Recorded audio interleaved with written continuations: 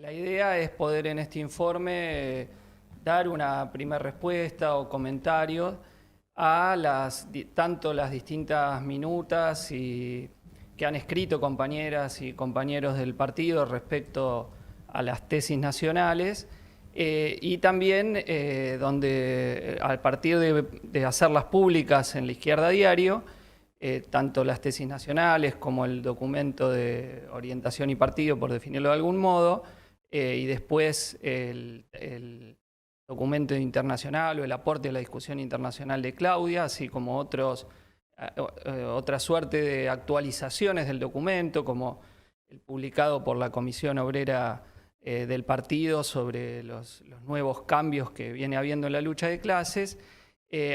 También vamos a tocar algo de lo que nos han dicho tanto Altamira, que es que escribió y al cual escribió una primera respuesta, como hoy ha salido también comentarios a nuestras tesis del PO, que agarra nuestras tesis y también lo que dice Altamira. Entonces creo que es muy importante reivindicar este método de la publicación de los documentos para poner nuestras caracterizaciones y nuestra orientación política bajo la discusión de no solo de la militancia, sino de los simpatizantes y de las otras corrientes de izquierda, ¿no? Entonces digo, las 12 tesis parten inicialmente de situar la actual etapa de la política nacional dentro dentro del contexto internacional que algunos elementos discutíamos ayer. Y esto es lo primero que hay que tener en cuenta porque, Argentina es parte de una crisis capitalista que se agravó con la pandemia, que venía previamente y de la cual ya teníamos manifestaciones importantes el año pasado de la lucha de clases, con América Latina como una de las regiones claves. Recuerden ustedes la gran lucha en Chile, las movilizaciones en Ecuador que pusieron al borde de la caída al gobierno de Lenín Moreno, la huelga general en Colombia, y del otro lado también reacción, ¿no? Bolsonaro y el golpe que se había dado en Bolivia. Pero estas tendencias a las rebeliones no era el único lugar. Francia vivió también una situación de la lucha de clases muy importante, lo mismo en el norte de África, etcétera, etcétera, lo que de alguna manera caracterizamos como la segunda ola de rebeliones después de la crisis del 2008, ¿no? Hubo una primera que incluyó desde procesos revolucionarios como los que se dieron en la primavera árabe hasta movimientos de indignados y otras protestas sociales, y una segunda oleada que podemos señalar previa a la pandemia, que en un primer momento la pandemia detuvo, pero a la vez nuestra hipótesis, y que empieza ya a corroborarse, es que eso iba a ser un freno momentáneo, pero que las condiciones de crisis generada por la pandemia la iban sin ninguna duda a agravar y a ver aparecer en forma ampliada.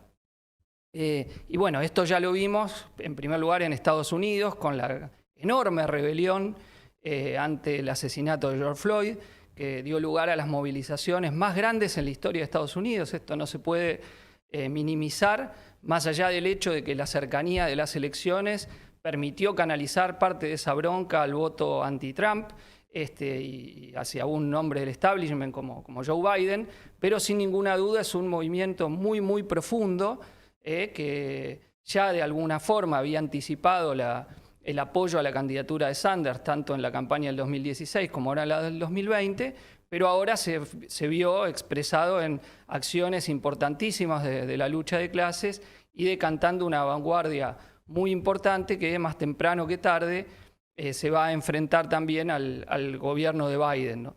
Y bueno, y después lo hemos visto en la continuidad de las luchas, como apareció en Perú, también mediado superestructuralmente, no se puede dejar de señalar esto, como la victoria del MAS en Bolivia o el resultado del plebiscito chileno, con este doble carácter de que por un lado expresa tendencia de las masas y a la vez políticas de contención y de desvío. Ahora, la pandemia tiene un aspecto que es que al llevar al freno de todas las principales economías provoca una situación de debilitamiento de los gobiernos y los regímenes, ¿no? Por ejemplo, Trump tenía la elección bastante ganada antes de la pandemia y terminó perdiendo, si bien haciendo una muy buena elección, con nada más y nada menos que 73 millones de votos, pero perdió la elección. Y en ese sentido, los gobiernos y regímenes se ven debilitados y hay tendencias a que entre las acusaciones a los gobiernos, sobre todo a los que tomaron menos medidas de haber gestionado mal la pandemia, y mayores padecimientos de las masas lleven a movilizaciones populares. En Estados Unidos es claro que fue esa combinación de elementos, ¿no? Porque no es simplemente la brutalidad policial, sino agravada en un contexto donde los afroamericanos y los latinos son los que tuvieron las peores tasas de infecciones y de mortalidad por su peor acceso al sistema de salud, por estar en las actividades más precarizadas y por vivir en forma más hacinada, ¿no? Entonces, todo esto conformó un combo que da lugar y explica por qué el estallido de esa rebelión en Estados Unidos, ¿no? Pero entonces digo, esto es importante porque en la definición que nosotros hacemos de las tendencias en Argentina no están de ninguna manera separadas de estas tendencias internacionales, si bien no hay una relación mecánica entre tendencias más generales y lo que pasa en cada país, sino refracciones particulares que hay que analizar. Y lo otro que me parece importante tener en cuenta es que los términos pretenden discutir, que se emplean, pretenden discutir contenidos concretos. Cuando nosotros hablamos de una situación prerevolucionaria inicial o transitoria con elementos prerevolucionarios, que queremos decir que empieza a ser prerevolucionaria, pero todavía no es prerevolucionaria abierta, ese es el contenido de la definición, dábamos una serie de características, ¿no? Decíamos, primero, la magnitud de la crisis, ¿no? Y después dábamos dos hipótesis de cómo la crisis podía desarrollarse. En segundo lugar, el hecho que es un gobierno que no es un gobierno directo de la burguesía, y después me voy a tener un aspecto en esto, y entonces eso crea mayor inestabilidad, aunque vayan y oscilen permanentemente entre treguas y enfrentamiento. Tercero, tendencias a división en las clases medias, a polarización, un sector que está claramente a la derecha y otro que fue base mayoritaria del gobierno, pero también puede desencantarse con el gobierno y no se va a la derecha, ¿no? Esta tendencia que estamos viendo también en acción. Y cuarto, el elemento que le da incipiente es que todavía el movimiento de masas era un elemento más retrasado, aunque ya se veía en la polarización entre dos acontecimientos. Por un lado, por derecha, el motín policial, que no es un hecho frecuente. No hay, creo, yo no recuerdo antecedentes de policías armados en la puerta de la Quinta Presidencial. O sea, ha habido muchas veces manifestaciones pacíficas de vecinos, en general hechas por la derecha, o también cuando estaba de la Rúa en la Quinta Presidencial, donde está el presidente, pero acá policías armados en un reclamo en la puerta de la Quinta Presidencial, ¿no? Un hecho inédito. Obviamente favorecido por el envalentonamiento y el empoderamiento que le dio el gobierno a las Fuerzas Armadas durante la pandemia, pero sin ninguna duda un dato de la realidad, pero con el límite que no era un intento de golpe. Digo, no estaba en esa situación, el gobierno tenía responsabilidad por lo que estaba ocurriendo. Y del otro lado, las tomas de tierra, que Altamira nos acusa de darle mucha importancia y verdaderamente lo ha tenido la lucha de Guernica. No porque no existiesen tomas de tierras en el pasado, lo ha habido en los últimos 40 años, ha sido la forma habitual de acceso a la vivienda que han tenido los sectores populares. Ahí damos el dato en el documento del RENAVAP de que hay 4.416 barrios populares censados y probablemente hoy sean más y esté más cerca de los 5.000 que de los 4.500 prácticamente que había en ese censo del año 2018, sino porque se colocó en el centro de la escena política. Y lo colocó el movimiento de masas, que vio en el agravamiento de sus condiciones y en un nuevo sector social que entró también a las tomas, que no era el sector más pauperizado que vivía de la contención social, sino compañeras y compañeros que se quedaron sin empleo y no podían seguir pagando el acceso a su vivienda y que además votaron a este gobierno con aspiraciones de obtener algo más lo que tenían. Entonces esa combinación de factores de la crisis más ilusiones y aspiraciones hizo una tendencia a muchas tomas que ganaron centralidad política y que se transformaron en un punto de inflexión de las tendencias, las acciones de las masas y también en el enfrentamiento con el gobierno, ¿no? Todo el régimen giró en gran medida durante varios meses, ¿no? Digamos la realidad, los meses que duró la toma, alrededor de qué pasaba, ¿no? La derecha lo tomó como un punto clave del respeto, lo que ellos llaman el respeto a la propiedad privada, a los negocios capitalistas, desde la defensa irrestricta de los negocios capitalistas, porque lo que estaba en juego en el caso de Guernica era la libertad del capital de hacer lo que quiere con las tierras, en este caso un country con campo de golf, o el derecho del acceso a la vivienda reclamado por las familias sin techo.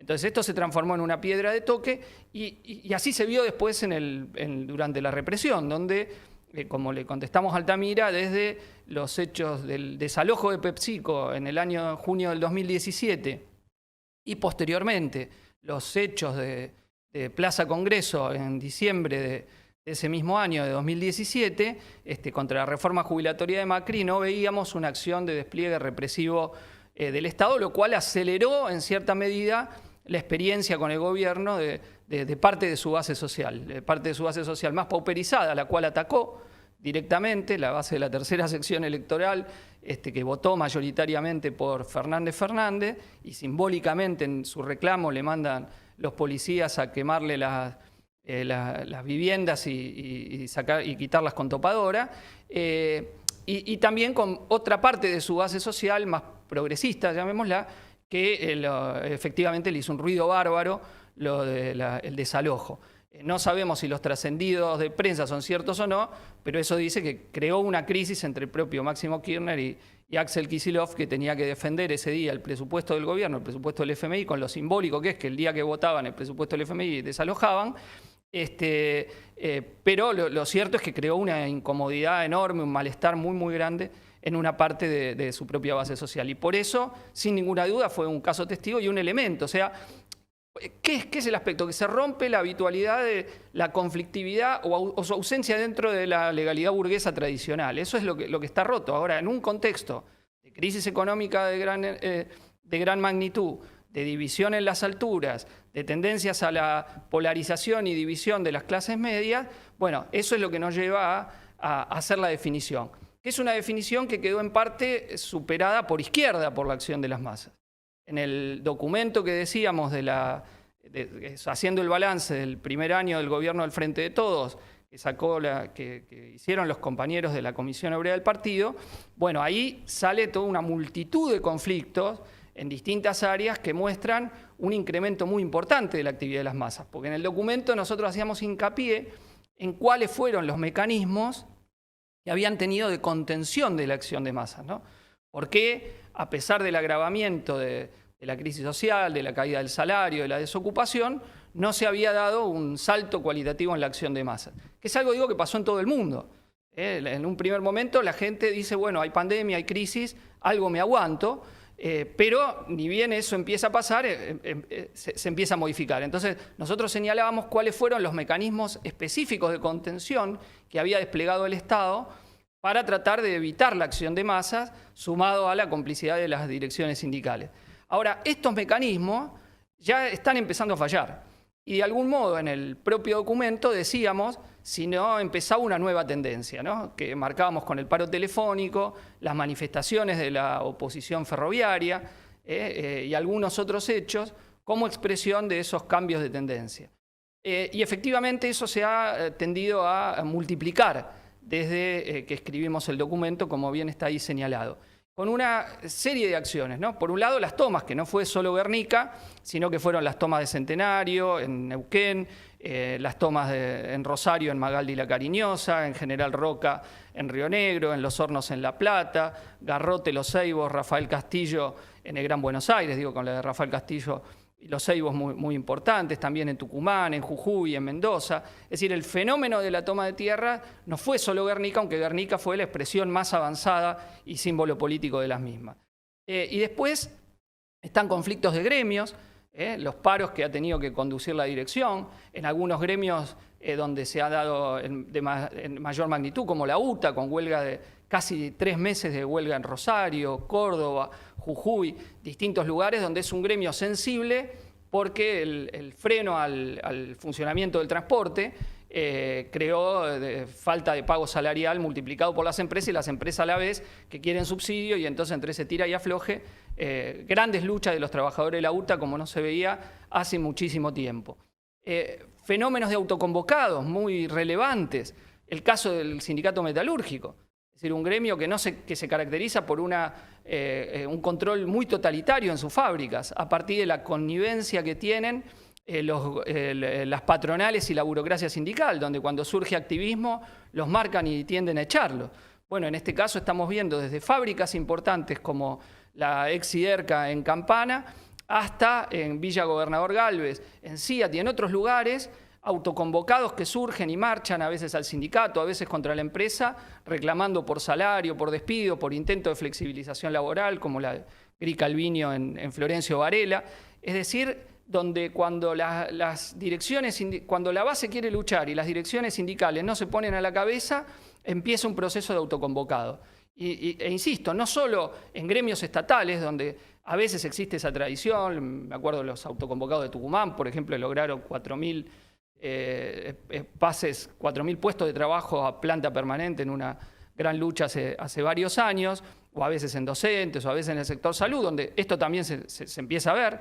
Digo, en el sector salud hay autoconvocados en numerosas provincias, sino en gremios industriales. Y este es un dato muy, muy relevante, porque es un aspecto de rebelión de las bases que empieza a verse, donde al agotarse el control que efectivizaba la pandemia, o el elemento de que la gente decía, bueno, no me queda otra, me quedo en casa, trato de controlar, ver cómo es, no se puede hacer nada. Cuando esto empieza a agotarse, bueno, la clase trabajadora no quiere seguir siendo el pato de la boda de la situación. Y eso lo decíamos, la clase trabajadora está derrotada y la parte de lo que puso para que gane Fernández, su apoyo para revertir lo de Macri, se lo va a empezar a querer cobrar, ni bien la pandemia empieza a bajar. Y eso es lo que estamos empezando a ver, donde, insisto, los conflictos son por elementos diversos, ¿no? No todos tienen un único vector. Incluso huelgas de gremios que están siendo muy relevantes como la de aceiteros, ¿no? Donde dos federaciones de gremios aceiteros están paralizando las exportaciones agropecuarias en todo el país y están re locas las patronales y las cámaras empresarias. Y Dígoras, el de la Cámara Aceitera, se reunió con el Ministerio de Trabajo y dijo, párenlo de alguna forma. Y dice, bueno, no podemos, paguen el bono. Y no quieren. Porque, bueno, para las patronales este año significó una posibilidad de hacer un ajuste muy fuerte a los salarios. No sé si han visto el dato de que el salario ha vuelto a caer este año, 4 puntos el salario promedio por debajo de la inflación, y del 2015 a la fecha el salario promedio en Argentina perdió un 20%. Bueno, en parte la clase trabajadora votó masivamente a Frente de Todos para revertir esa dinámica y lo que está viendo es un agravamiento. Entonces, eso ya lo estamos empezando a ver y posiblemente sea un fenómeno que se genera, que se amplía aún más en los meses que vienen. Esto no significa que sea igual en todos lados y en todos los gremios. Evidentemente hay regiones del país y ciertos sectores sociales donde todavía esto no se ha expresado, por ejemplo, docentes, donde mayoritariamente se hizo teletrabajo y donde en parte al no gastar en transporte y al no haberse todavía liberado el precio de las tarifas, los bajos aumentos salariales no se sintieron en la misma envergadura que en otros sectores de la clase obrera. Pero nuestra apuesta es que cuando vuelva la actividad, cuando el año que viene, porque ahí esa sí es una definición importante que hacíamos en el documento, de que estar sometidos al régimen del FMI implica un agotamiento de las tendencias a la contención, ¿no? De los mecanismos de contención que empleó el gobierno. Y entonces el agotamiento de eso es un agravamiento de las condiciones de penuria de las masas. Es decir, hasta ahora se congelaron las tarifas, se congelaron los alquileres. Bueno, eso se modifica. O mejor dicho, los alquileres aumentaban, pero estaban frenados los desalojos. Bueno, eso tiene fecha de vencimiento, como tiene fecha de vencimiento el IFE, que ya no se pagó más. Aunque algunos de los sectores que cobraban el IFE los han compensado con otros planes sociales, pero no a la totalidad, sobre todo aquel que tenía un ingreso, que no recibía planes sociales, y ahora todavía no hay una recuperación de la economía que permita absorber toda esa mano de obra. Entonces ese sector de una o de otra manera se va a hacer escuchar. Y mencionaba los docentes, los sectores de la administración pública, que si bien en varias provincias pelearon, sobre todo sectores municipales, como el caso de Córdoba o en otros lugares del país, o en Jujuy, donde también una lucha importante de los municipales, donde encarcelaron a uno de los dirigentes del sindicato, en los sectores que no salieron, pronto se van a encontrar con que les suben las tarifas de los servicios públicos, con que les aumenta el transporte y con que tienen que ir a exponerse a condiciones de precariedad compleja. Entonces, todo eso va a hacer que la política de contención de las direcciones sindicales también en esos sectores que hasta ahora han estado por detrás, que han estado más pasivos, que han tenido cierto conformismo social, rompan esa tendencia a la pasividad que predominó en la pandemia. Entonces digo, esta definición es muy importante. ¿Cuál es el límite de este proceso? Bueno, que todavía no son luchas con el nivel de radicalización o de ruptura de la legalidad burguesa que permiten que ingresemos en una situación prerrevolucionaria abierta. ¿Está bien? Ese es el límite. Ahora, tendríamos que modificar el último punto del documento diciendo no es lo que predomina la pasividad de las masas, no es Guernica, fue un hecho, un rayo en cielo sereno, sino que efectivamente fue un punto de inflexión que tendió a expresar un mayor nivel de actividad de las masas que hemos visto en estas últimas semanas. Y donde, junto con las luchas directamente obreras, hay otras movilizaciones, como el proceso de lucha en Chubut contra la megaminería, ¿no? Que había tenido al debut del comienzo del gobierno de Fernández un punto muy claro en el caso de Mendoza, con la lucha contra la 7722, o en defensa de la 7722, la ley que protege de la megaminería, y ahora tiene otro punto central en la lucha en Chubut. Que en este caso tienen razón las compañeras y compañeros que han señalado que no está desarrollado el punto de la crítica a las políticas extractivistas del gobierno, y que después me voy a referir a eso, pero que sin ninguna duda son un componente de la tendencia a las movilizaciones, donde en el caso de Chubut se liga esto y la crisis fiscal de los estados, ¿no? Que es otro elemento también a tener en cuenta. Provincias que están endeudadas en dólares y que tienen crisis y que pueden ser un eslabón débil de la cadena por el cual se exprese la movilización de las masas, porque no puedan pagar sueldo, porque entren en crisis, y eso dé lugar a rebeliones provinciales. Es un punto que tenemos que tener en cuenta de lo que puede tener la acción de las masas. Entonces digo, de la definición del documento, ¿qué cambiamos? Que hay más actividad de las masas, hay un crecimiento, que Guernica fue un punto de inflexión tendiendo, aunque con el límite que todavía no tiene la radicalización o el quiebre de la legalidad burguesa que nos permita decir estamos en una situación prerrevolucionaria abierta. Digo, una sola aclaración, Lenin y Trotsky no siempre definen igual las situaciones. Lenin, ustedes saben que hay la definición que citamos ahí, que es sobre situación revolucionaria del año 1915, en plena guerra mundial, donde el hecho decisivo era de la guerra, para Lenin habría una situación revolucionaria. Era la guerra la que desestabilizaba a los gobiernos cuando todavía, digo, no era lo que primaba la acción de masas, ¿no? Pero sí que la guerra llevaba a la división, a que los de arriba no puedan y los de abajo no quieran, ¿no? Uno de los puntos de la definición de Lenin en ese texto, la bancarrota de la Segunda Internacional, pero donde lo definía como un fenómeno objetivo, ¿no? Decía, la situación revolucionaria depende de estas contradicciones objetivas. Bueno, Trotsky, tanto en un texto de 1931 sobre Inglaterra como analizando el proceso francés, ¿no? Son dos textos donde discute y donde pone que el paso de prerrevolucionaria a revolucionaria en una situación tiene en general que ver con la acción del partido, ¿no? con la acción de la dirección de las masas y, si tiene suficiente peso, del partido revolucionario. Entonces, digo, más allá que digo, no estamos en una guerra, obviamente, y ni estamos tampoco en una situación que podamos decir como la crisis del 30, ahí el PO nos dice que no decimos, que no hablamos, y ya lo habían dicho en la conferencia de Latinoamérica y Estados Unidos, que no hablamos de una crisis como la superior a la de los 30 de los Estados Unidos. No está claro todavía que no ha tenido todavía esa magnitud la crisis desatada por la pandemia, aunque algunos números en un momento del freno general de la economía daba esto, después cuando se empieza a recuperar de otra cosa. Por ejemplo, en Estados Unidos el desempleo es del 6,7%, no del 25% como fue en la crisis del 30, si bien es el doble del nivel que arrancó la pandemia, en febrero-marzo, es el doble prácticamente lo que hay, pero no es el nivel que llegó a tener en ese momento. Entonces es muy probable que en lo inmediato, por lo menos, haya una cierta recuperación, pero que no llegue obviamente a los niveles que tenía prepandemia la economía. mucho menos, ¿no? La recuperación se da mucho menos, y en algunos países las consecuencias de esto, bueno, pueden generar bancarrotas y crisis de magnitud. La propia crisis del 30 no fue una crisis que un día cayó todo y listo, sino que golpeó la crisis muy fuerte, se recuperó parcialmente, volvió a caer. Tampoco los acontecimientos revolucionarios se dieron inmediatamente. El primer, correlato de la crisis del 30 va a ser el ascenso del fascismo en Alemania, después los acontecimientos de Francia, y después la Guerra Civil Española, todo lo de los 30, y después la entrada en la guerra. Es decir, no es que hay un correlato inmediato, viene la crisis de magnitud, viene la revolución. Esta crisis es de magnitud, es internacional, es generalizada, porque lo fue la pandemia y las medidas de freno, pero todavía no está clara ni la magnitud de la crisis. Sí que ya ha provocado trastocamientos políticos y lo que parece más como tendencia a que se reactiva ampliadamente la tendencia a la acción de masas que habíamos visto antes de la pandemia, ¿no? Creo, me parece, tratando de caracterizar lo que está ocurriendo y para lo que nos preparamos, ¿no? Que decimos que es para choques más abiertos.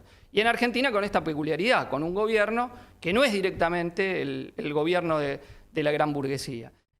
Cosa que nos cuestiona, Altamira nos cuestiona al decir que gobiernos de este tipo que no son directamente pueden ser estables, pero para eso se necesita crecimiento económico generalizado y que gane mucho la burguesía, porque ni bien empieza a caer, y ya lo vimos en América Latina, gobiernos que aún fueron totalmente sirvientes del gran capital, ni bien pueden, se los tratan de sacar de encima. Y lo vimos en el golpe institucional a Dilma, y qué más que el PT había hecho por las ganancias de la burguesía, pero obviamente el capital imperialista quería correrlo, desalojarlo, y empezó la conspiración que vimos con Moro para sacar a Lula y para tener un gobierno mucho más directamente alineado con los Estados Unidos y para darle negocios directos a las multinacionales que no tengan en parte la burguesía local, pero un gobierno que fue ultra sirviente, sin embargo, lo destituyeron y empezaron a preparar cómo lo corrían del poder no solo a Dilma, sino después lo sacaban de la competencia a Lula. En la propia Bolivia, donde lo corrieron a Evo Morales. O sea, el peón nos dice, ya no Altamira, sino el peón lo que escribe hoy, es un gobierno al que la burguesía quiere, porque no tiene otro mejor, porque vienen del fracaso de Macri. En parte es así, pero en parte no. Y dice, y hoy no quieren un golpe de Estado. No, porque hoy la situación no da para eso. Pero mañana no significa que no se lo puedan correr. Y si la situación es crítica de cambios bruscos, también podemos esperar que traten de sacar o por lo menos de minimizar al gobierno. Es una presión permanente. De tratar de ir a que este gobierno sea más directamente de ataque, ¿no? Ellos lo presentan como correr a Cristina, ¿no? Como lo presenta la burguesía, pero el contenido real de ese correr a Cristina tienen que ser un gobierno más de ataque del gran capital. Y eso es lo que decimos que es difícil que se dé sin muchos choques, ¿no? El propio Menem, íbamos a poner el documento, después no lo pusimos hasta el final. No hay que tener una visión ilusa. El propio Menem se transformó en el Menem neoliberal, después de 2 años que fueron de enormes convulsiones, donde fue un nuevo golpe hiperinflacionario en el 90, el plan Herman González, la rebelión de la UTA, de los colectiveros contra Menem, un momento de enorme crisis, hasta que cambió su alianza, primero que tenía con Bungibor, un gran grupo económico nacional, y pasó a la alianza con la UCD y los liberales a dar el golpe neoliberal, a derrotar las huelgas contra las privatizaciones. Menem no fue Menem, sino una gran derrota al movimiento de masas, con la enorme complicidad de la burocracia sindical. Y entonces el gobierno Fernández no puede ser un gobierno más Menem, como quiere la burguesía, sin proceso de enorme convulsión, ¿no? Y donde Menem pudo serlo también por una ola internacional del neoliberalismo. Entonces, no hay que tener una visión ilusa porque es un elemento desestabilizante que decimos de la relación del gobierno, ¿no? De que es un gobierno que entonces vamos a verlo oscilar entre tomar las políticas de ajuste más duro y después tener que contentar a parte de su base social, o de enfrentar a su base social y ver, fui muy hasta ahí, volví, dentro de una orientación general de subordinarse al FMI y por ende de ajustar al movimiento de masas, ¿no? De que no tiene las condiciones internacionales para hacer una redistribución light como la que hizo el primer kirchnerismo, ¿no? Entonces, es lo que le decimos, no vemos que van hacia ahí, tienen que administrar la crisis, es un gobierno peronista sin plata, y entonces un gobierno peronista que tiene que en cierta medida ajustar, pero no tiene, digamos, no es el gobierno de Isabel y López Rega en el sentido que no tiene un ala dentro con la cual tiene que compatibilizar, ¿no? Bueno, entonces ese es un aspecto, porque es un debate en la definición de la situación. ¿Qué queremos decir? Decimos prerrevolucionaria incipiente, que empieza a haber más acción del movimiento de masas, esa es parte de la definición, lo que está en el artículo y lo que señalaba recién, que esas tendencias vamos a ir a verla increciendo. Entonces el partido se tiene que preparar para intervenir en esas acciones de masas, aún, digo, en las que no sean completamente radicalizadas, aún en las que empiecen a ser por salario. Tenemos que participar y ponernos a la cabeza y tratar de hacer surgir los sectores más de vanguardia que estén en ese sector, porque empieza una tendencia a la acción de masas importante hacia el final de la pandemia. Eso hay que marcarlo, aunque todavía no sea la situación prerrevolucionaria abierta. Y en parte tampoco es abierta porque en lo inmediato de las dos hipótesis que están en las tesis se ha contenido la del desarrollo más inmediato de la crisis, es decir, la fuerte devaluación, hacer una devaluación abierta como viene tensionando el mercado, hipótesis que no es que está cerrada, pero que está relativamente contenida, o el arrastre de la crisis sin tener una salida y agravando las contradicciones. Incluso planteamos que si esta contención la pueden mantener debido a que hacen un acuerdo con el FMI que aumente el precio de la soja, esto va a generar más inflación por el aumento de las tarifas y otros elementos, y a la vez más tendencia a la lucha de clase para recuperar lo perdido en la pandemia. Y como cuadratura del círculo definimos que un aumento de la actividad económica va a aumentar la necesidad de dólares y por ende las carencias con un banco central prácticamente en rojo, que es el aspecto que ahora dicen que con el FMI quieren negociar un plan para ir incrementando progresivamente las reservas. Pero eso será a costa de mayor ajuste en el movimiento de masas. Entonces, todo lleva a que un gobierno que por estar sometido al régimen del FMI está obligado a ir ajustando en mayor o menor medida, y un movimiento de masas que no quiere ser víctima del ajuste. Ese choque, más temprano que tarde, lo vamos a ver y ya lo estamos en parte empezando a ver, ¿no? Si bien todavía en forma no radicalizada. El otro aspecto que me parece que hay que tocar es lo de la superación del peronismo, que está en el otro documento, en el documento de orientación y partido, y que volveremos a discutir mañana, pero que no puede separarse de esta tendencia. Es decir, en momentos en que las masas están cruzadas por un ajuste, en una tendencia internacional, tendencias internacionales a una crisis capitalista que por lo menos será muy grave y tendencias al agravamiento de la lucha de clases. Esto deja condiciones para un peronismo ejerciendo el ajuste para plantearnos la posibilidad de aumentar nuestra influencia en el movimiento de masas. Cuando decimos superación del peronismo, no decimos que le vamos a ganar mañana las elecciones, y además hasta nosotros ya hemos visto en la experiencia del FIT y de nuestro partido, podemos sacar buenos resultados electorales, y eso no significa haber superado en cuanto a capacidad de dirección del movimiento de masas al peronismo. Sacamos un resultado altísimo en Mendoza, el 15%. Le ganamos en algunos distritos al peronismo. Nico sacó el 17% intendente en Mendoza, en la capital, la ciudad capital. En Jujuy hemos sacado un resultado altísimo, segundos en San Salvador de Jujuy con el 20 y pico % de los votos y 18 en toda la provincia. Pero eso no significa dirigir fracciones del movimiento de masas. Entonces, cuando nosotros nos referimos a superar al peronismo, nos referimos a un momento en el cual está planteado que podamos lograr una influencia y dirección del movimiento de masas del 5, del 10, del 15%, que será la muestra de empezar a superar la experiencia histórica del peronismo, del movimiento de masas, más allá de lo que sea un resultado electoral eventual. ¿Se entiende? Entonces, esta contradicción puede hacer que sectores que fueron base del peronismo, al enfrentarlo, al ver que no les da nada, que los desilusiona, y una acción decidida de nuestro partido que muestre una alternativa, puede permitirnos empezar a hacer superar esa situación. Entonces, entre una cosa y otra también hay una relación, porque una izquierda que crece en el movimiento de masas también va a acelerar las contradicciones con la clase dominante y con los gobiernos, ¿no? Como lo vimos en la propia Guernica, donde no le funcionaban los mecanismos para desactivar al movimiento de masas. Y como lo vimos en tantas otras luchas que se dieron antes, donde no lograban domesticar y frenar la lucha de la vanguardia. Y en general nuestro partido tuvo protagonismo ahí, en luchas duras, donde los mecanismos de desarme tradicional que tiene el peronismo no consiguen. Lo vimos en CRAF en el año 2009, donde fuimos un factor indudable, lo vimos antes en Mafisa, lo vimos en Jabón Federal, en varias luchas de fábrica mientras se desarrolló el fenómeno del sindicalismo de base, lo vimos en la enorme lucha de LEAR, lo vimos en la lucha de PepsiCo, que fue la más importante lucha de fábrica que se dio bajo el macrismo, ¿no? Para algunos de nosotros nos parece que pasó ayer, pero hay compañeros nuevos que no vieron la magnitud, donde se hizo una movilización de más de 20.000 personas en apoyo a PepsiCo, la marcha de solidaridad obrera más importante de todo el periodo macrista.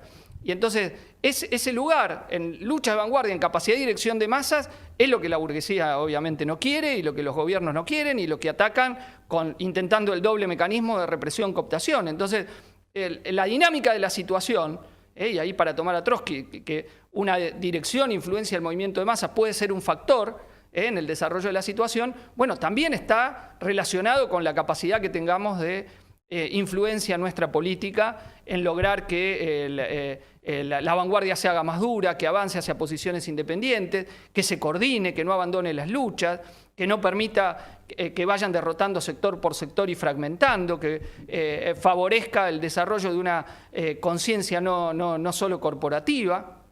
Entonces, en todos esos elementos, la acción que tenga el partido va a ser, sin ninguna duda, un factor importante. El otro aspecto que quería mencionar es, entonces, en ese sentido, la capacidad de contención. Ustedes habrán leído el intercambio entre las posiciones y preguntas del compañero Juan Chingo de Francia, la respuesta que dio Freddy, Guillo, Emilio sobre este punto, donde hay matices en esa posibilidad de contención y es algo que la realidad mostrará hasta dónde, pero que en gran medida tiene que ver con el desarrollo de la lucha de clases. Es decir, si la lucha de clases no es muy aguda, la capacidad de contención será mayor. Si la lucha de clases es muy aguda, entonces ahí se ve toda la debilidad que tiene la contención de la izquierda peronista, del kirchnerismo como a la de centroizquierda o a la izquierda del gobierno, para llamarlo de alguna forma, y todos sus otros componentes. Es decir, el kirchnerismo tiene una gran cabeza, digo, no todo el gobierno, no me refiero al kirchnerismo, tiene una gran cabeza con votos, que es Cristina Fernández, una referencia importante, que intenta mantener sus matices y justificando, buscando enemigos, como ahora ha hecho con la Corte, para tratar de generar su autodefensa, digamos, exculparse de las condiciones de miseria de las masas, como hemos escrito en la Izquierda Diario, y después tiene funcionario del Estado, esencialmente. Cuando se dice tiene poder territorial, ¿qué se dice? Tiene grandes movimientos sociales, sindicatos, etcétera, no, sino funcionarios que dirigen parte de Estado, control de caja de Estado, ANSES, PAMI.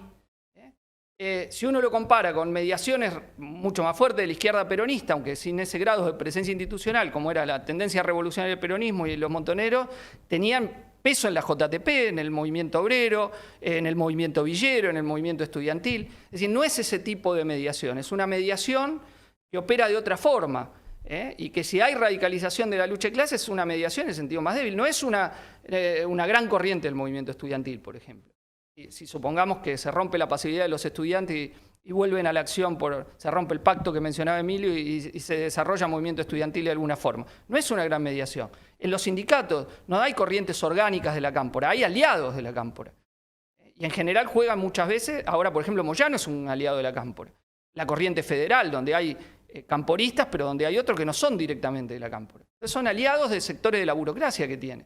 Entonces, ¿puede eso, con un gobierno al cual es solidario en el ajuste, contenerlo? Bueno, más bien, si se desarrollan las luchas y el enfrentamiento, es probable que lo haga muy limitadamente, ¿no? Imagínense si lo de Guernica se da en 5, 6, 7 represiones que el gobierno se ve obligado a hacer, ya con las turbulencias que creó el hecho de Guernica, ¿no? No quería dejar de mencionar una cuestión, disculpen que me quedó del punto anterior de la división de gobierno, que si ustedes ven en la crítica que nos hace el PO, no habla de la derecha, como si en Argentina no existiera, como si no hubiera sacado el 41% de los votos con Macri, como si no tuviera una parte muy importante del Poder Judicial. Por ejemplo, un elemento de debilidad e inestabilidad del gobierno es el hecho que el Poder Judicial, con la Corte a la cabeza, esté enfrentado con el gobierno. Es decir, donde no le sacan las causas y donde eso es un factor de inestabilidad dentro de la coalición de gobierno y dentro del sistema político de conjunto, ¿no? No quería dejar de mencionar ese elemento porque ya lo hemos visto, digo, con el papel que ha jugado el Poder Judicial en América Latina, ¿no? Con esa tendencia. No es casual que uno de los comunicados últimos de las centrales empresarias sea en apoyo a la Corte y al Poder Judicial, ¿no? Porque lo consideran, y tienen razón de hacerlo, un salvaguardia de sus intereses. Señalo 3 puntos más y termino el informe, que ya se me hizo un poco largo, pero los señalo brevemente. Hay otra de las discusiones que han planteado las compañeras y compañeros, es sobre el problema del medio ambiente. Ya dije que es un error que no esté señalado en el gobierno por 2 cuestiones. Uno, porque es un eje de la política extractivista del gobierno. Cuando uno dice ¿de dónde piensan generar dólares? Ahí no tienen grieta con el macrismo. Es vaca muerta, ahora lo hicieron con el plan gas, fracking, agronegocios, agrotóxicos, hasta el trigo genéticamente modificado ahora con el paquete que va asociado a eso, ¿no? Donde es todo, las multinacionales manejan todo, el pesticida, la semilla que va con el pesticida, bueno, y todo eso, y asesorado por el INTA aparte, ¿no? Bancado por el INTA en todo lo que están haciendo del agronegocio. Y la minería, lo vimos en el caso de Mendoza, donde Anabel Fernández Agasti avaló la liquidación de la 7722, me refiero a la senadora que es presidente del Partido Justicialista de Mendoza, y ahora en Chubut con Arcioni, donde, no sé si lo vieron en internet, están los videos de cuando era candidato por Das Neves, Arcioni, y hacía campaña en contra de la megaminería en Chubut, y ahora con esas afirmaciones que son 500 ruidosos nada más, y la respuesta enorme del pueblo en Chubut, nuevamente movilizándose, diciendo no hay licencia social para la megaminería. Entonces digo, la forma que piensa el gobierno conseguir dólares es extractivismo y más extractivismo, entonces va a ser un punto de toque central para la experiencia política que haga, sobre todo en la juventud y en los pueblos directamente, y en las provincias directamente afectadas. Ahora, en ese aspecto hay que tener un señalamiento porque algunas y algunos aliados que podemos tener en la denuncia de la política del gobierno, después no tenemos acuerdo estratégico. Por ejemplo, en Argentina la política es directamente extractivista, pero en otros países la política es de transición hacia otras energías. En los propios Estados Unidos, digo, desde donde salió la idea del Green New Deal, Macron aplicó el impuesto contra los chalecos amarillos supuestamente para ir hacia un capitalismo verde. Los partidos verdes en Europa son parte de las coaliciones con gobiernos conservadores en muchos países que aceptan la línea de transición ecológica. Entonces nosotros tenemos que separarnos estratégicamente, más allá de que hagamos unidad de acción con la denuncia de los negociados, digo, me faltó agregar lo de las granjas porcinas, donde el gobierno hay que ver hasta dónde lo va a implementar realmente, finalmente, hasta dónde lo va a hacer, porque tenemos que discutir estratégicamente que hay en los negocios del capitalismo verde, hay 2 cosas. Primero, la ilusión de una reforma verde del capitalismo, de que se puede dejar de liquidar el medio ambiente en función de la acumulación de capital, más allá de ciertas regulaciones parciales, y esta ilusión se va a recrear con la vuelta con Biden al Acuerdo de París del cambio climático. Y la estrategia del capitalismo verde, donde empiezan a haber empresas que hacen mucho negocio con la transición ecológica, ¿no? Entonces, ahí tenemos nosotros que separarnos, denunciar la irracionalidad del conjunto del sistema y plantear la ligazón entre lucha contra la contaminación del ambiente y la utilización irracional de los recursos naturales con la perspectiva de la planificación socialista, ¿no?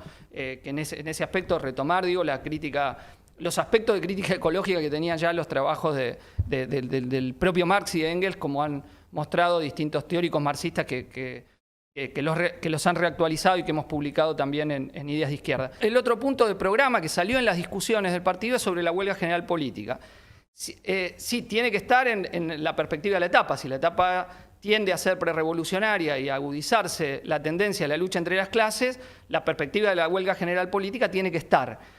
Ahora, en las distintas minutas hay 2 cuestiones. Por un lado, hay a veces una confusión entre huelga general política y exigencia de paro.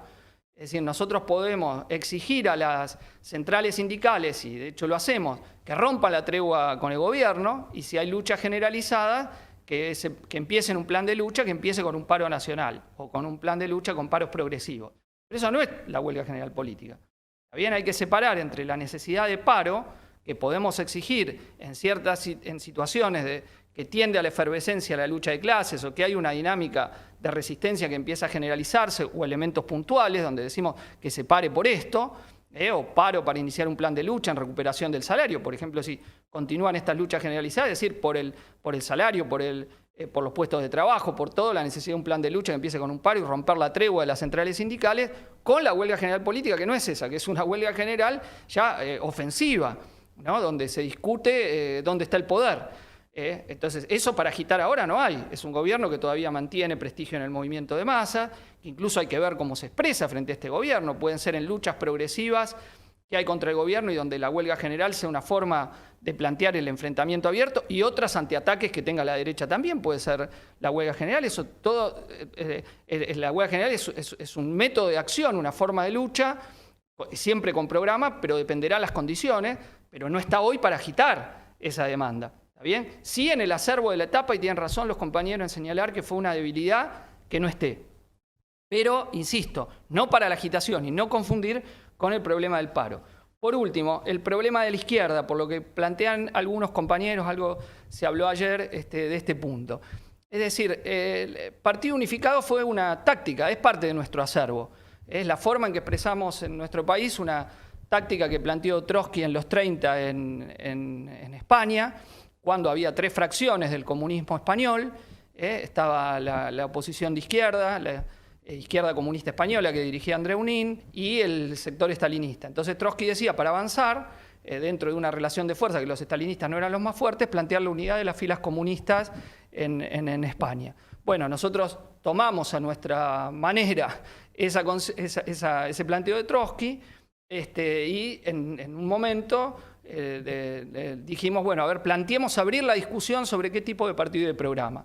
Entonces ahí hay primero una confusión. Nosotros no dijimos unificación ya de las corrientes que se reivindica la izquierda obrera socialista, las que están en el FIT y otras que estén afuera, sino dijimos abrir la discusión, porque efectivamente nosotros con algunas de las fuerzas con las que somos parte del FIT tenemos, y otras que no lo son, tenemos una diferencia muy importante en cuanto a la práctica respecto de la administración de los planes del Estado. Y además la propia conferencia de Latinoamérica y en Estados Unidos mostró que no es que tenemos una tendencia a la convergencia.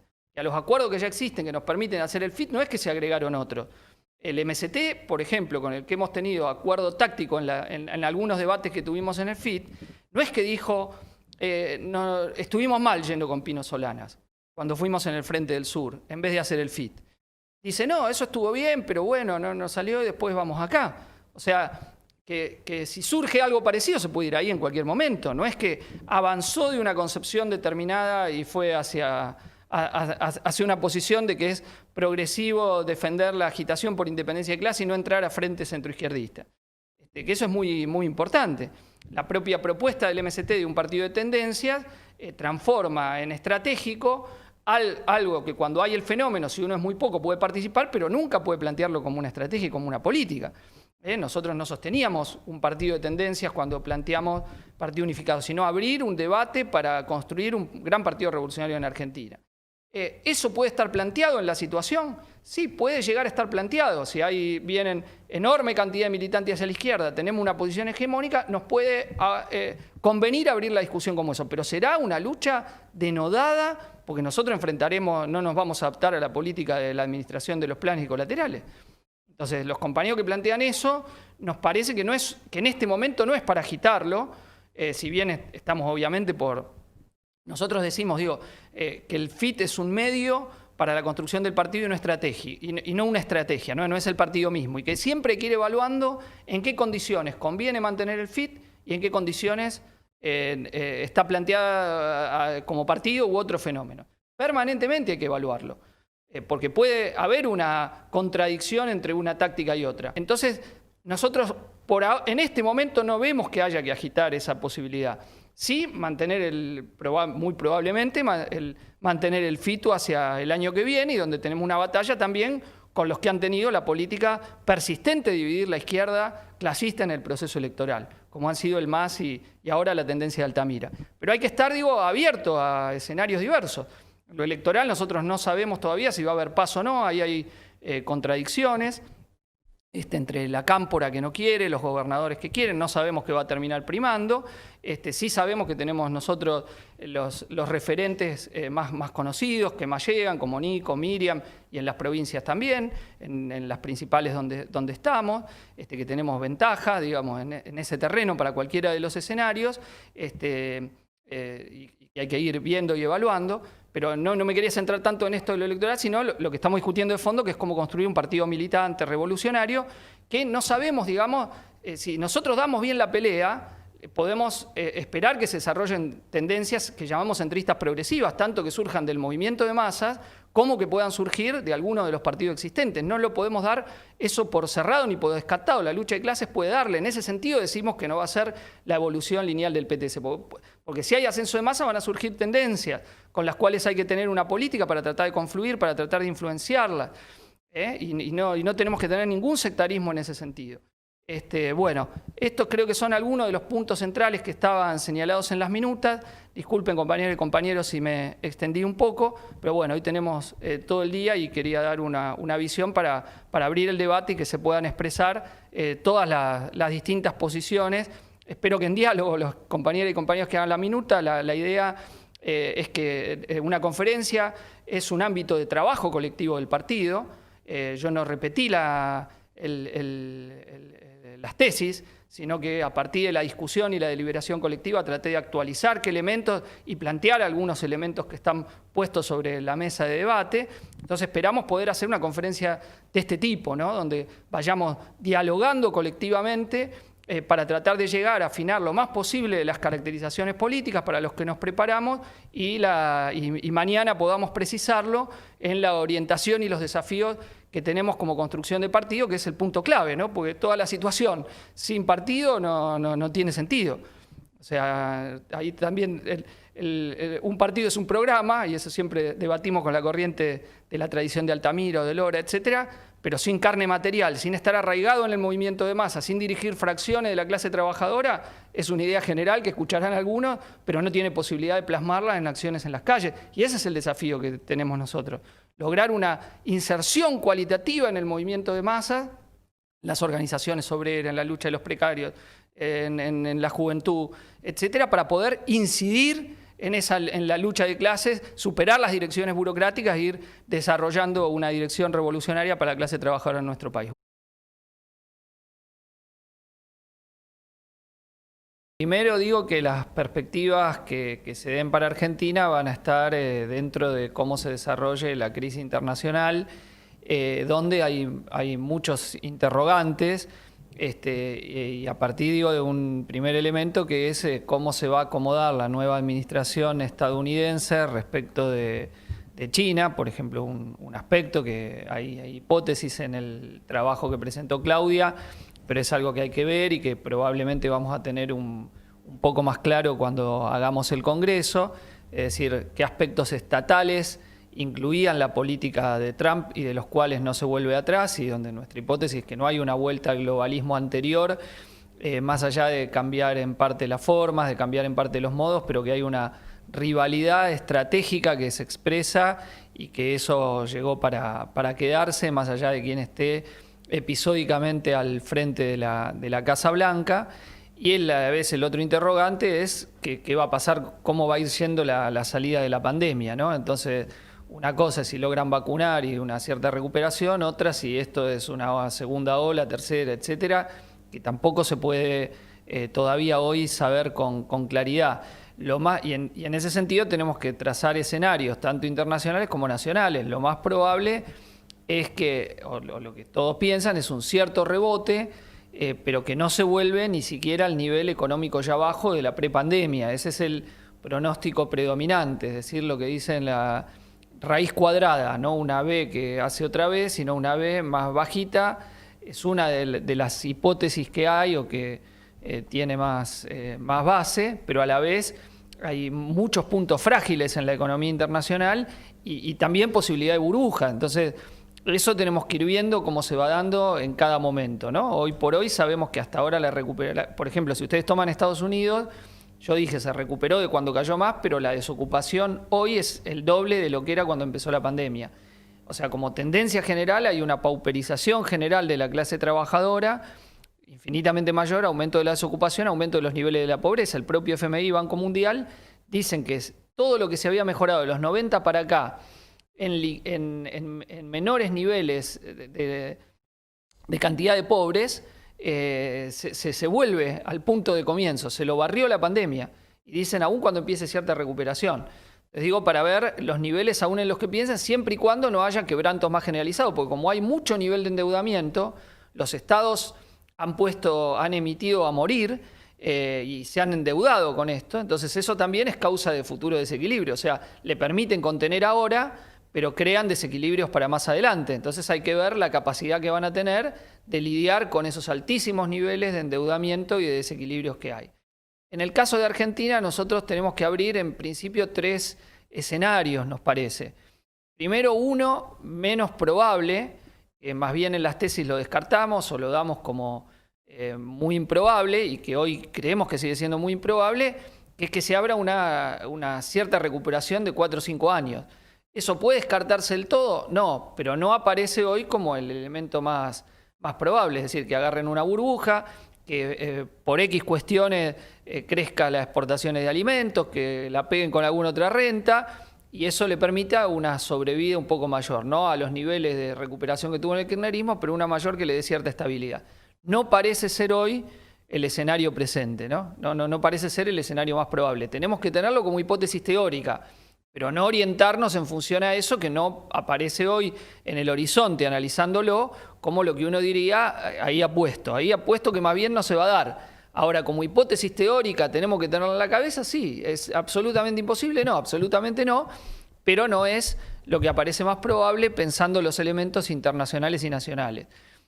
La segunda, que podemos decir como lo más probable, es que haya una cierta recuperación, un cierto rebote, que no liquide ninguna de las contradicciones estructurales y abra otras. Es decir, que la economía de los pisos que cayó en parte rebote, pero va a ser una economía condicionada por el propio plan del FMI, es decir, en una suerte de ajuste permanente, donde ya dicen que le van a poner metas, donde el eje va a ser recuperar la reserva del Banco Central, es decir, donde recomponer los salarios del sector público, de los docentes, ni hablar de los jubilados a los cuales se los va a ajustar nuevamente, es algo que no esté por delante. Entonces, que aún en ese escenario es muy probable que haya desilusión de una parte importante, por lo menos, de los votantes del Frente de Todos, que van a ver que sus condiciones de miseria se han agravado y que no hay posibilidad de recomponer sus condiciones de vida, de contener a los que se quedaron afuera, que son más que los que estaban afuera de los que dejó Macri, es decir, con todas esas y a la vez con el hecho de que si la economía argentina empieza a crecer, eso tratamos de explicarlo también en la respuesta a Altamira y en las tesis, no sé si todas las compañeras y compañeros lo manejan, pero Argentina, en cuanto empieza a crecer económicamente, tiende a requerir más dólares que los que genera. Entonces, ahí tiene un problema. Por ejemplo, la industria automotriz es una industria deficitaria en 5.000 millones de dólares cuando estaba a pleno. Después está el problema de la importación de energía, que es lo que están tratando de frenar y contener con el plan gas. Por ejemplo, Debido llegó a importar 12.000 millones de dólares en distintas fuentes energéticas para poder dar abasto con lo que requería la industria y la economía en general cuando estaba en crecimiento. Entonces ahí se abre otro problema. El efecto inflacionario de la suba de tarifas del transporte y los combustibles que va a tener hacia el año que viene. También otro elemento, porque puede darse un cierto rebote económico, condicionamientos para no dar aumentos de salario, para frenarlos, y las patronales ya están dando muestra que no quieren. Lo de aceiteros es una muestra, que no es que van a dar aumento de salario tranquilos, sino que van a tratar de tomar su nueva tajada. Y a la vez cierta inflación que aliente la lucha de clase. Entonces, no necesariamente un rebote significa que va a haber menos lucha de clases, sino probablemente es algo que va a empujar la lucha de clases y abrir grandes y a mantener, digamos, contradicciones estructurales muy fuertes que no logran contenerse por un periodo, obvio, no estratégicamente, sino por un periodo. Lo que señala Nacho de una reubicación estratégica, bueno, eso sería otra cosa y es muy difícil que se dé tranquilamente si no hay una resolución en la disputa por la hegemonía mundial también. Puede haber resoluciones parciales, eso desde ya puede existir, pero también está en el horizonte que haya más enfrentamientos bélicos también entre las potencias. Entonces eso lo tenemos que mantener en cuenta porque hay muchos elementos que tenemos que ir a ver qué tendencias priman para ver cómo se va configurando la propia situación. Y por último, el tercer escenario que tenemos que manejar es que les explota todo. Estuvimos en una hipótesis crítica cuando se fue el dólar a 200 y presionaban con la devaluación, y eso puede llevar a distintas instancias. Puede llevar a instancias de se desata una espiral hiperinflacionaria que no se puede frenar, es decir, aumentan los precios y a la vez se devalúa el dólar y la devaluación queda barrida por los precios y se va. Bueno, no se puede descartar ese escenario en Argentina, si empieza un ciclo devaluatorio que no lo pueden frenar, sobre todo porque Argentina está en una situación donde no tiene casi reserva del Banco Central. Entonces ese es un problema de mucha fragilidad que hace que, aunque arregló con los acreedores privados, eso se lo comieron muy rápidamente y le pone límites a la expectativa que a la burguesía le puede dar el acuerdo con el fondo. O sea, por eso esa presión devaluatoria permanente es tan grave, porque Argentina, digamos, no tiene, el Banco Central tiene poco poder de fuego al no tener casi dólares de reserva. Si pudiesen recomponer en parte las reservas, frente a ese escenario lo podría enfrentar mejor, pero hoy por hoy no. Entonces tenemos que dejar ese escenario abierto, que puede ser o de izquierda o de derecha, porque si hay, la hiperinflación muchas veces actúa como un disciplinamiento, y así fue entre la de Alfonsín y la de Menem, para implementar el plan neoliberal después, o puede llevar a levantamientos populares y al revés. O sea, es un escenario más convulsivo inmediato. Eso tampoco aparece hoy. Si yo me tengo que jugar, digo, hoy es lo más probable. No, la más probable me parece la alternativa del medio, pero la tenemos que tener en la cabeza. ¿Está bien? La tenemos que tener en la cabeza. Digo, en ninguno de estos casos, ni que la pateen para adelante por un tiempo más largo, la más improbable, digamos, una suerte de ciclo kirchnerista un poco retrasado, un poco menor, la de continuidad del arrastre de la crisis, digamos, pero sin estallar, o el estallido, significa que Argentina va a superar sus contradicciones estructurales como país dependiente, con rasgos semicoloniales, atraso general de su industria, etc. No aparece incluso ustedes ven, el proyecto del kirchnerismo no es ni siquiera un proyecto industrialista. Es un proyecto también extractivista, tiene que ver, también vienen de Santa Cruz, una provincia donde era minera, etcétera, etcétera, y ahora ligado al agronegocio. Cristina desarrolló enormemente todo el negocio sojero, se desarrolló con Cristina, más allá del enfrentamiento con la rural. Entonces digo, dentro de un escenario del mundo donde vamos a mayor nivel de enfrentamiento, donde la pauperización general de las masas, ¿qué significa? Mayores niveles de lucha de clases, más enfrentamientos, tendencias a polarización social y política que se reabren una y otra vez, estados que para hacer frente a la pandemia se han endeudado y su situación de quiebra va a quedar en evidencia antes que después, mayor lucha por la hegemonía, experiencia que van a ir haciendo el movimiento de masa, es decir, esos escenarios, dentro de ese escenario hay que ver cómo van a terminar impactando en Argentina. Ligado a esto, lo último que quería señalar, que la relación entre China y Estados Unidos es muy difícil, digo, que sea un alineamiento puro con uno con otro, sobre todo por la subida de Biden, donde Argentina va a tratar de ubicarse ahí como pivot, porque se debilita el lazo de Estados Unidos con el gobierno de Bolsonaro, que Trump lo tenía estrecho, entonces ahí va a tratar de jugar un papel, pero a la vez mantener. Argentina tiene enorme lazo con China, acaban de hacer un acuerdo como por 5.000 millones de dólares de obra pública, salió el día de ayer en el Cronista, casi 5.000 millones de dólares. Hasta ahora iba a entrar a la ruta de la seda, si termina entrando o no por nuevas especulaciones que hay con el gobierno de Biden, no lo sabemos. Biden, digo, para darle una vuelta de tuerca, tiene muy buenas relaciones con el Papa Francisco, es el segundo presidente católico en la historia de los Estados Unidos después de Kennedy. Y a la vez, por esa vía, Argentina trata de, entre el Papa, Biden y todo, ver si hacen un cierto acuerdo político. Ya el Papa había tenido mucho acuerdo con Obama en toda la política exterior. Entonces, todo eso hay que tomarlo en dimensión de cuál va a ser la ubicación geopolítica que Argentina va a tener, que todavía no está claro, pues está en pleno realineamiento, digo, toda la región en función de lo que va a ser la política de la nueva administración estadounidense, que recién asume el 20 de enero.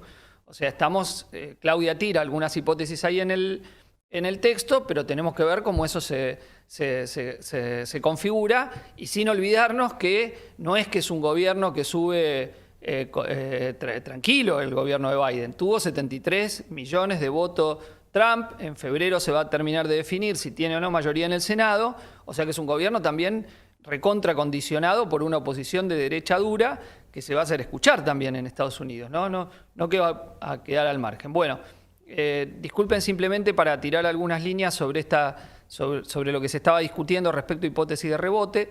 Puede haber, la más probable es un cierto rebote, pero en condiciones donde aún la recuperación nos va a dejar peor de cómo empezó el gobierno, que ya era muy mal, porque Argentina venía de 4 años, prácticamente 3 de 4 años de Macri de recesión, más 2 años de antes de Cristina de recesión, o sea, en una situación muy mala, digamos, de mucha degradación, en la que estábamos, y donde las expectativas de mejora, porque las masas votaron a Alberto, con los condicionamientos del FMI, aún en la hipótesis del rebote, no se van a ver verificadas, lo cual va a hacer chocar las expectativas de las masas con la realidad de la política de estar en el régimen del FMI, como alertamos certeramente durante la campaña electoral del Frente de Izquierda, donde dijimos esa incompatibilidad entre pagar la deuda y satisfacer los reclamos y las demandas populares. Es un cierre que en realidad no lo es, en tanto toda la conferencia va hacia la apertura de la discusión del Congreso, ¿no? Entonces son todos temas que venimos discutiendo y deliberando el partido y que seguiremos discutiendo muchos de ellos, pero para plantear algunos de los elementos que están en debate, y desde ya que como no hay un muro infranqueable entre la discusión de la situación y la caracterización y la orientación, como se ha visto en algunas intervenciones de hoy, que también tomaban elementos de los dos, mañana, si queda algún punto, se puede insistir, si queda algún punto en esa ligazón, ¿no? Yo digo, ya a lo económico ya me referí, entonces no vuelvo sobre eso. Hay otro núcleo de debates y de intervenciones que estuvieron vinculados al tema de la capacidad de contención del peronismo y al tipo de gobierno peronista que eso hay que marcar la peculiaridad. Es decir, esta es una coalición de fracciones del peronismo, es decir, el peronismo como partido unificado no está, digamos, esta es una coalición de sectores que básicamente son el peronismo de los gobernadores más conservador, donde algunos intendentes están ahí, que centralmente es el juego que hace Alberto, aunque él no es directamente un gobernador, sino uno del peronismo de capital, pero es más o menos donde juega políticamente, donde trata de hacer de fuerza, donde tiene su sector de alianzas, y en ese sentido muchos de esos gobernadores, recordemos, le dieron los votos a Macri y representan a las oligarquías y a los gobiernos locales también, y la relación con la clase dominante local. Entonces, esa es una fracción, por lo que decía Franco de San Juan. Ahí es evidente que es así, que el peronismo representa a la clase dominante sanjuanina y tiene la relación con las grandes empresas multinacionales que operan ahí en la provincia. Lo segundo es el sector de masa, que señalábamos que tiene relaciones con la embajada norteamericana, pero también con muchas de las multinacionales de la zona norte, que representa una línea más punitivista, tiene base social también un sector de clase media-baja y un sector de clase trabajadora en blanco que también lo había votado en su momento a Massa, que hacía demagogia con lo del impuesto a las ganancias, que expresa también un sector más derechista, digamos, de la coalición de gobierno. El kirchnerismo, del cual hablamos previamente, y ahora me voy a referir a un aspecto más, y la burocracia sindical o los diferentes sectores de la burocracia sindical que están en la coalición de gobierno pero tienen una autonomía relativa. Tomen ustedes en consideración que el sector que ahora es más oficialista fue el sector más oficialista con Macri y fue también el sector más oficialista con Cristina.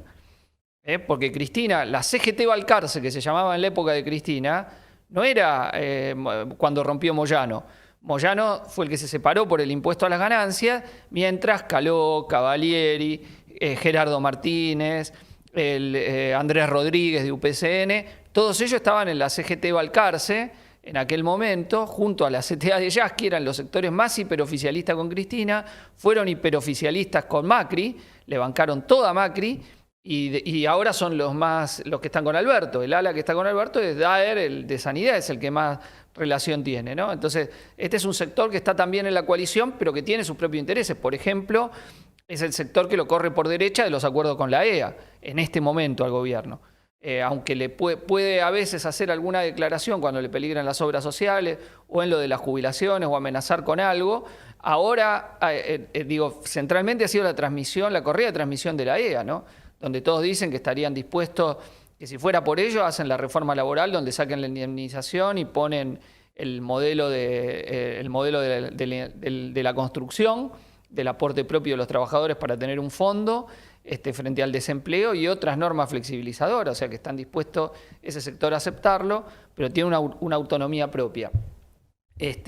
Dentro de que, es una coalición, tiene estos sectores, dentro de que todos han confluido y el kirchnerismo no ha dicho ni un sí ni un no respecto a negociar con los acreedores, o más bien ha dicho un sí muy, muy claro, y la orientación de someterse al régimen del FMI. Eso son decisiones que ha tomado en conjunto el gobierno. Las salas del gobierno están de acuerdo en esa orientación. Y Cristina, de hecho, pagó toda la deuda en su momento. No es que ha tenido, y esto en la negociación con los buitres lo decían, el kirchnerismo nunca tuvo con el capital financiero una política rupturista. Tuvo tironeos, etcétera, pero siempre han sido pagadores seriales, como ellos mismos dicen, y presentan como una virtud lo que nosotros denunciamos, ¿no? Que unos toman la deuda y ellos la terminan pagando. Entonces dicen, al final nosotros pagamos, arreglamos las cuentas, etcétera, etcétera, lo cual demuestra que una cosa es que sean el ala que está a la izquierda de su coalición y otra que no sean también entreguistas. Y sí, en lo minero son hipermineros, o sea, el pacto con Chevron, son hiperextractivistas. El kirchnerismo nunca fue antiextractivista, al revés, fue lo contrario. Entonces, en ese punto, también por lo que señalan los compañeros de San Juan, juegan a muerte para los negocios con las mineras y ahora quieren ver si meten las granjas. Ahí no tienen tampoco disidencia, no está en ese punto la diferencia. Lo que es que Cristina tiene una base social en la tercera sección electoral de los pobres urbanos que más o menos tiene que dialogar, tiene una alianza con los movimientos sociales, tiene una base social en el progresismo, que eso le puede hacer ruido. Ahora, ¿eso quiere decir que no va a reprimir? No, lo mostró en Guernica.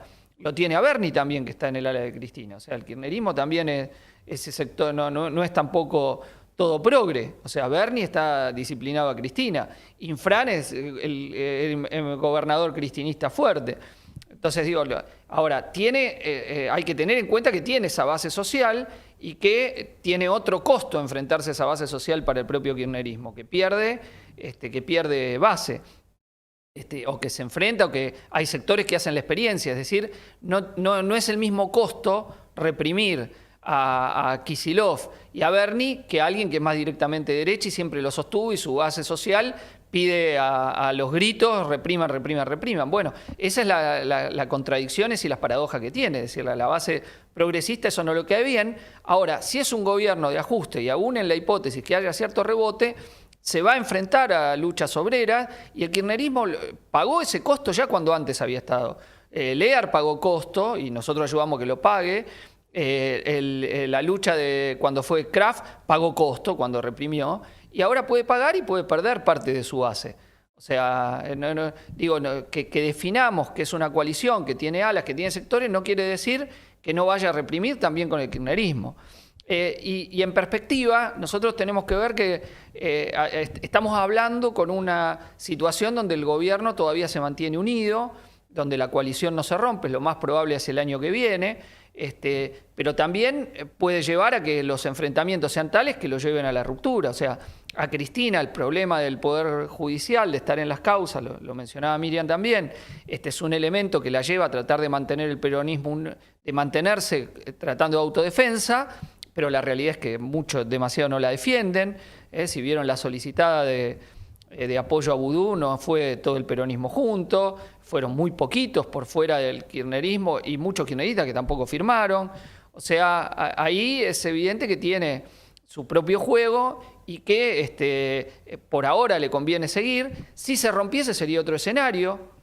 Si hubiese una ruptura, por X cuestiones, porque la patronal presiona y Alberto quiere girar más a la derecha, porque hay más apriete, por lo que sea, se nos abre otro escenario y surgiría una mediación con la cual hay que discutir.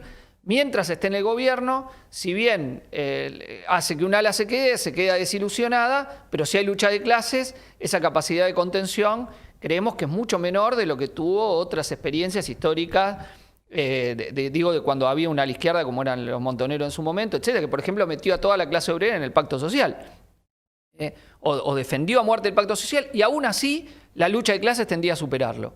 Y aún así tendía a superarlo. Entonces, digo, ni en los 70 era fuerte la capacidad de contención, después se fue agotando y por eso efectivamente vino el golpe, y hoy es mucho menor esa capacidad de contención. Juan decía al principio, bueno, pero la subjetividad es menor. Sí, pero la subjetividad pega saltos. Cuando las masas tienden a enfrentarse y a radicalizarse, la subjetividad juntamente pega saltos. No es que hay una visión evolutiva de la subjetividad o que las derrotas de los 90 y el retroceso en la subjetividad es un freno absoluto. Miren en Chile cómo se desarrolló la subjetividad, para un proceso que todavía no fue revolucionario abierto, pero dio elementos enormes y se venía de una subjetividad, uno podría decir, mucho más atrás, pero se fue acumulando y cuando las masas irrumpen en la escena política se producen saltos en la subjetividad de las masas. Entonces ahí la capacidad de control o no control de los aparatos se vuelve un elemento muy importante y actuante. Porque obviamente si es subjetividad sin capacidad de organización revolucionaria de canalizarla es una cosa, pero cuando hay, y es lo que estamos diciendo para que nos preparamos, o cuando tenemos que construirla y dar los pasos para estar, es otra cosa. Esa subjetividad puede pegar avances y saltos en forma cualitativa, y eso es lo que podemos apostar. O sea, a ver, cuando hay radicalización, alguien que pueda, una organización revolucionaria que pueda canalizarla. Por ejemplo, y desde ya una cuestión que mencionaba Nacho de Metalsa, que es que efectivamente van a reprimir. Ya lo hicieron en Guernica, está bien recordar que lo hicieron en los 90 y van a volver a mandar gendarmería si hay levantamientos provinciales u otras acciones. ¿No? El peronismo no significa que van a posiblemente, y su ala derecha que puede montar bandas represivas, y frente a los ataques también que hay que pensar el problema de la autodefensa en perspectiva, ¿no? Desde ya, porque la burocracia sindical, si le empiezan a surgir autoconvocados, no le va a gustar, va a querer reprimir, va a querer mandar patotas. Ya lo vimos en el propio conflicto de Lear, donde mandaban la patota mezclada con la policía, y si se desarrolla la situación, ni hablar. Es el peronismo que tiene la experiencia de haber hecho la AAA en su momento, y bandas fachas para atacar al movimiento obrero combativo. Entonces nosotros sabemos que si la situación se desarrolla en el sentido revolucionario, esa perspectiva va a estar, y entonces hay que pensar como las formas de autodefensa para responder a los ataques que hipotéticamente, eventualmente, si se desarrolla la situación en ese sentido, van a estar planteados. Entonces ese punto es importante porque si ustedes, en el propio desarrollo de la conferencia, hemos visto cómo en la lucha de clases está mucho más desarrollada en los ejemplos o bastante más desarrollada en los ejemplos que plantearon de Córdoba, en los ejemplos que plantearon de Tucumán o en los ejemplos que plantearon de Rosario, ¿no? Donde ahí se ve que empalmamos, que ya está, que no es que es una cuestión evolutiva, porque mucha gente sin experiencia política pega el salto y avanza rápidamente, aunque eso tendrá contradicciones, forma como es, pero eso se da. O sea, lo que acá hemos visto como una experiencia en el caso de Guernica, en otros fenómenos de lucha diferentes, en otros sectores sociales, pero que han salido en distintas provincias, ha tenido, ya hoy una trascendencia mayor como acciones, como impacto de lo que ha tenido en el AMBA. Entonces eso es importante porque ya muestra, esa perspectiva que está abierta y en la cual tenemos que intervenir. Y en algunos casos, procesos políticos de masas, el caso de Chubut también, que no se planteó hoy, pero evidentemente es una lucha contra Arción y muy importante, y como decía en el informe al principio, tanto en Chubut como en Mendoza y en otros lugares, el tema de combatir, de enfrentar la estrategia de los gobiernos, donde no hay grieta entre peronismo y oposición liberal alrededor del extractivismo, es un punto muy importante y donde tenemos que intervenir ahí para tratar de decantar un sector. Bueno, el otro punto que quería tocar, Emilio planteó el problema estratégico de partido y cómo puede haber distintas tácticas. y obviamente ahí hay que estar abierto a que fenómenos se vayan desarrollando, es decir, en el pos de la... O sea, nosotros no tenemos que ver que el problema de cómo plantear partido unificado y la política de la izquierda fue importante en estos años porque no había otros fenómenos mayores, pero puede haber otros fenómenos que planteen la necesidad de otras tácticas para avanzar hacia la construcción del partido revolucionario. Es decir, nosotros no tenemos que pensar que es la única vía, sino que puede haber otra. Si hubiese un ascenso obrero muy grande y rompen los sindicatos, el problema del partido de trabajadores u otras hipótesis que puedan plantearse en perspectiva.